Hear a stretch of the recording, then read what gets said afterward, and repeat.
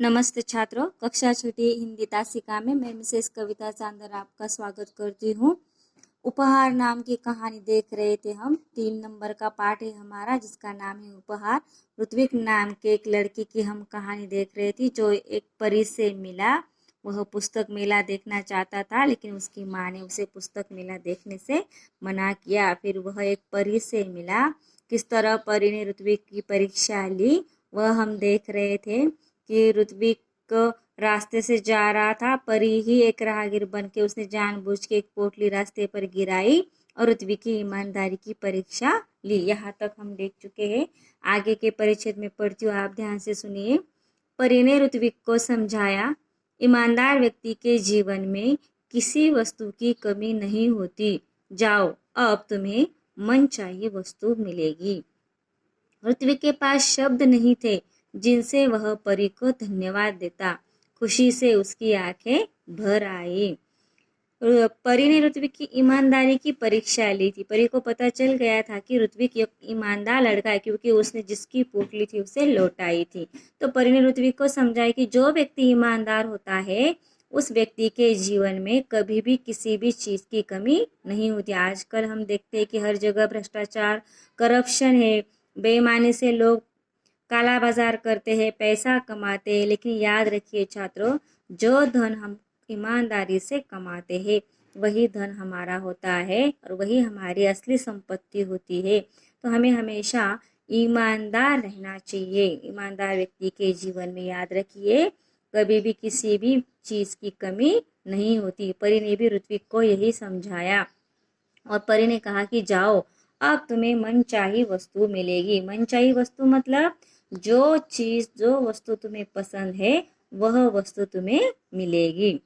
ऋत्विक ने जब ये सब कुछ सुना तो उसके पास शब्द नहीं थे कि वह कैसे परी को धन्यवाद दे, कैसे परी को थैंक यू कहे। पहले दिन वह बहुत उदास था, लेकिन परी ने उसकी उदासी को कम किया। ऋत्विक के पास शब्द नहीं थे कि वह कैसे परी को धन्यवाद दे, कैसे थैंक यू कहे, और वह कुछ बोल नहीं पाया। खुशी से उसके आंखें भर आई। आंखें भर आना मतलब आंखों में आंसू आना। खुशी से उसकी आंखें भर आई। खुशी से भी आती है, दुख से भी हमारी आंखें भर आती है। खुशी से आंखें भर आना मतलब बहुत खुश होना। वह रोने लगा। आगे देखिए। लाल मखमली पोटली ऋत्विक ने अपनी माँ को दी। उसकी समझ में यह नहीं आया कि उसका बेटा उसे क्या दे रहा है। जब माँ वह पोटली खोलने लगी, तब पोटली कई गुना बड़ी हो गई। उसमें से सुंदर सुंदर पुस्तकें बाहर निकल आई। पुस्तकों का ढेर देखकर माँ चकित रह गई। माँ के पूछने पर ऋत्विक ने सब कुछ बता दिया।